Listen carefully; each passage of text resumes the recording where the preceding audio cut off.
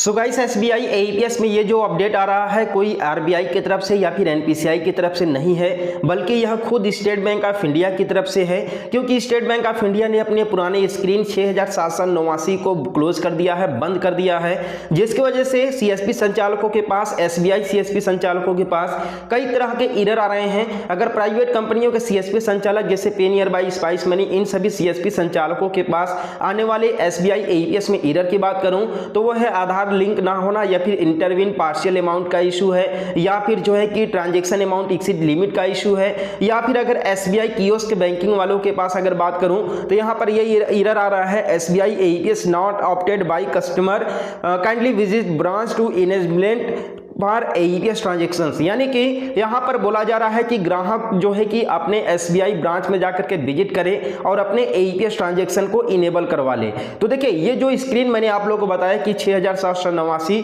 ये पुराना स्क्रीन है और इसके जगह पर एक नया स्क्रीन लॉन्च किया गया है, जिसके वजह से ग्राहक को अब काफी चीजें अपडेट करवानी होगी। जब तक ग्राहक अपडेट नहीं करवाएगा तब तक वो अपने एईपीएस के माध्यम से पैसा नहीं निकाल पाएगा। अब देखिए ये स्क्रीन क्या है, स्क्रीन के साथ साथ क्या क्या अपडेट करवाना पड़ेगा ग्राहक को अपने खाते से रिलेटेड, जिससे कि वो एईपीएस के माध्यम से बहुत ही आसानी से कैश विड्रॉल वगैरह करा सके। ठीक है, तो वीडियो को पूरा देखिएगा, वीडियो में डिटेल से आप लोग को बताने वाला हूं, जिससे आप लोग को सही और सटीक जानकारी मिल सके। तो जैसा कि आपको पता है कि बढ़ते हुए फ्रॉड को लेकर के, बढ़ते हुए क्राइम को लेकर के सभी बैंक साथ में आरबीआई, एनपीसीआई सभी एकदम सख्त हो चुके हैं। क्योंकि आज के समय में देखिए जो पुराने हमारे L0 डिवाइसेस हैं उनमें क्लोन फिंगर के जरिए, ग्राहक का क्लोन फिंगर बना करके लोग आधार कार्ड के माध्यम से दूसरे लोगों का पैसा निकाल रहे हैं। और देखिए ये फ्रॉड हो रहा है अभी तक, जब तक जो है कि ये L1 डिवाइस का जो है कि नया अपडेट नहीं आ जाता पूरी तरह से। ठीक है, तो देखिए और आजकल देखिए ये भी कंडीशन है कि जितना लोग होम ब्रांच में जाकर के पैसे नहीं निकालते हैं, उससे ज्यादा पैसा, लगभग समझ लीजिए अगर 100% टोटल पैसा निकल रहा है तो 100% में से लगभग 80% पैसा लोग आधार कार्ड के ही माध्यम से पैसा निकाल रहे हैं।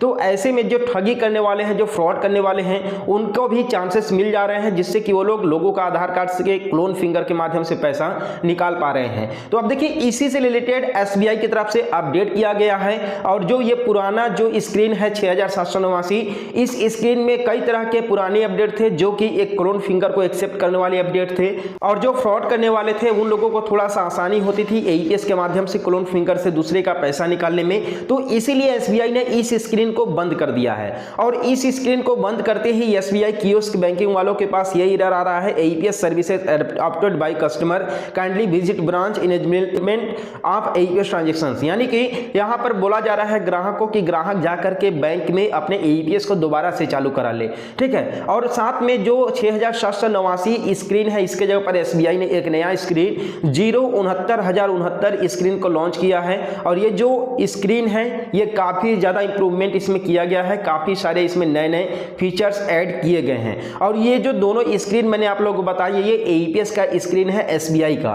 ठीक है, तो ये जब से नया स्क्रीन लॉन्च हुआ है तब से प्राइवेट कंपनियों के सीएसपी संचालकों के पास दूसरे आ रहे हैं, एरर आ रहे हैं, जैसे इंटरविन पार्शियल अमाउंट जो है कि not allowed by the bank, या फिर अन्य जो है कि एरर आ रहे हैं। ठीक है, ये देखिए केवाईसी अपडेट ना होने की वजह से अब जो है कि एरर आ रहे हैं। जाहिर सी बात है कि जब एईपीएस का जो है कि पोर्टल अपडेट होगा तो ग्राहक को बैंक में जाकर के अपना केवाईसी भी अपडेट कराना होगा, साथ में अपना एईपीएस को भी इनेबल करवाना होगा। लेकिन एईपीएस इनेबल करते समय ग्राहक को किन चीजों को ध्यान में रखना होगा। इन वीडियो में आगे बढ़ने से पहले आप लोग बता दें एक बेस्ट रिचार्ज पोर्टल के बारे में, जहां से अगर आप लोग किसी भी कंपनी का, एयरटेल चाहे जियो चाहे वीआई चाहे बीएसएनएल, किसी भी कंपनी का अगर आप लोग रिचार्ज करते हैं, प्रीपेड रिचार्ज करते हैं, चाहे आप लोग डीटीएच रिचार्ज करते हैं, तो आप लोग को 4% का कमीशन मिलता है। सभी कंपनियों में कमीशन मिलता है। यानी कि अगर आपके एक सेंटर पर कोई ग्राहक 200 रुपया का रिचार्ज कराने आ गया 199 रुपया का, तो 4 दूनी 8 रुपया आपका कमीशन आपके जेब में आ जाएगा। ठीक है, तो बेसिकली इस ऐप का लिंक आप लोग को नीचे डिस्क्रिप्शन में मिल जाएगा। आप लोग गूगल प्ले स्टोर पर सर्च करेंगे सेतु पे, और बेसिकली इसका retailer ID, distributor ID, super distributor ID इसका बिल्कुल फ्री ऑफ कॉस्ट है। अगर आप एक सीएसपी संचालक हैं और अगर आपके पास ग्राहक आते हैं और ग्राहक का पैसा नहीं निकल रहा है, तो आप लोग सजेस्ट कीजिए कि जाकर के वो बैंक में केवाईसी अपडेट करा लें।